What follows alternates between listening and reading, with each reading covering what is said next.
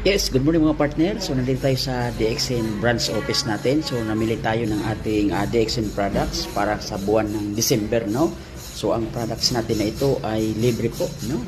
Ito yung ating products na libre every month. At the same time, meron pa tayong passive income na binibigay ni DXN. So sabi ko nga, saan ka pa? Kinabangan mo na yung herbal products, no? Healthy products.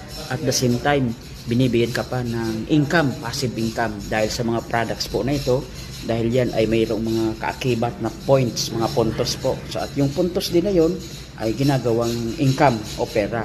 Kaya ang nangyayari, so bumibili ka, nagbobonus ka, bibili ka uli, magbobonus ka, bibili ka uli, mauubos, may puntos uli, may income pa uli. So yun ang kagandahan po sa DXN products. So ang dami nating mga DXN products. Kung nakikita nyo yung ating